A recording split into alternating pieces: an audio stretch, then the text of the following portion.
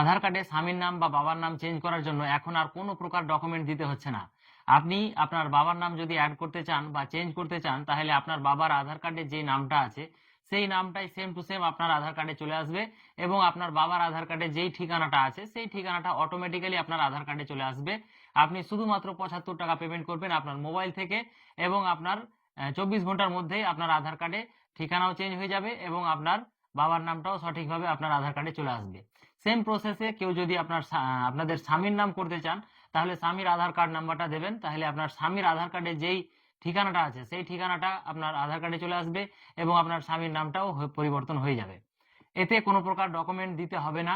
স্বামীর নাম করলেও আপনাকে বিয়ের কাগজ বা স্বামীর নামের কোনো প্রকার ডকুমেন্ট দিতে হচ্ছে না, শুধুমাত্র স্বামীর আধার কার্ড নাম্বার দেবেন, তাতেই হয়ে যাবে। তো কিভাবে করবেন মোবাইল থেকে আমি বলে দিচ্ছি, এই ভিডিওটা দেখতে থাকুন। আধার কার্ডে বাবার নাম বা স্বামীর নাম চেঞ্জ করার জন্য এবং সাথে অ্যাড্রেস চেঞ্জ করার জন্য আপনাকে প্রথমত চলে আসতে হবে ক্রোম ব্রাউজারে। ক্রোম ব্রাউজারে এসে আপনি সার্চ করবেন ইউআইডিআই লিখে সার্চ করলে প্রথমে যে ওয়েবসাইটটি আসবে এটি ওপেন করে নেবেন। তারপরে ইংলিশ ল্যাঙ্গুয়েজটা সিলেক্ট করে নেবেন। একটু উপরে স্ক্রল করলে আপনি এখানে দেখতে পাবেন ভেরিফাই আধার নাম্বার, এই অপশনটাই ক্লিক করে দেবেন। তারপরে এখানে কন্টিনিউ ইন ওয়েব এখানে ক্লিক করবেন। তারপরে লগ ইন অপশনটায় ক্লিক করবেন। এইখানে আপনার আধার নাম্বার দিয়ে দেবেন এবং ক্যাপচা দিয়ে লগ ইন করে নেবেন।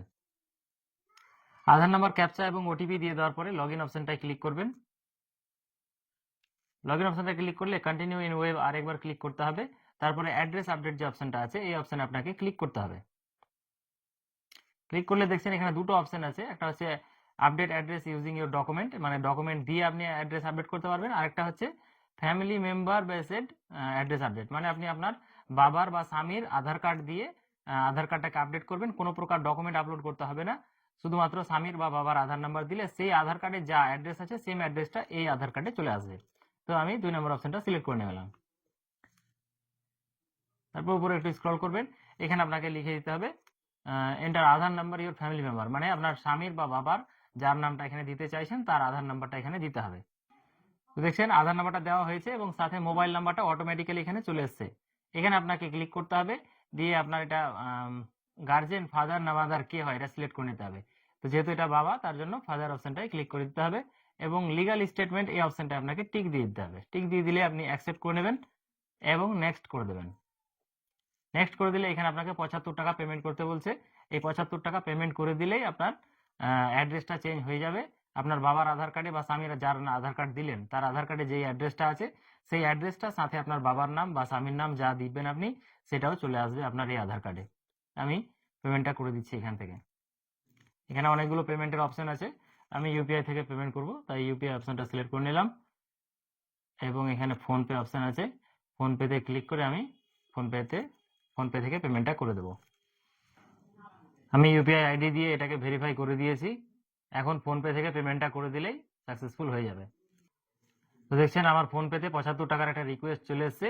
এখানে পে অপশনটায় ক্লিক করে দিয়ে আমি ইউপিআই পিনটা দিয়ে দিলে আমার পেমেন্টটা হয়ে যাবে এবং আধার নাম্বারে স্বামীর নাম বা বাবার নাম, আমি যেহেতু বাবার নাম অ্যাড করলাম বাবার নামটা এখানে চলে আসবে। এখানে একটা অ্যাকনোলেজমেন্ট দিয়ে দিয়েছে, ডাউনলোড অ্যাকনোলেজমেন্টটাতে ক্লিক করে দিয়ে আপনি অ্যাকনোলেজমেন্টটা ডাউনলোড করে রেখে নেবেন, পরবর্তীতে কাজে লাগতে পারে। গো টু ড্যাশবোর্ডে ক্লিক করে দেবেন, দেখবেন আপনার বাবার নামটা কিছুক্ষণের মধ্যেই চেঞ্জ হয়ে যাবে এবং আপনার যে ঠিকানাটা বাবার আধার কার্ডে ছিল সেই ঠিকানাটা এখানে চলে আসবে।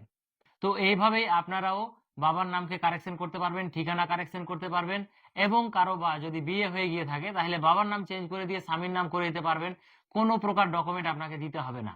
আশা করি ভিডিওটা আপনাদের অনেক অনেক কাজে আসবে।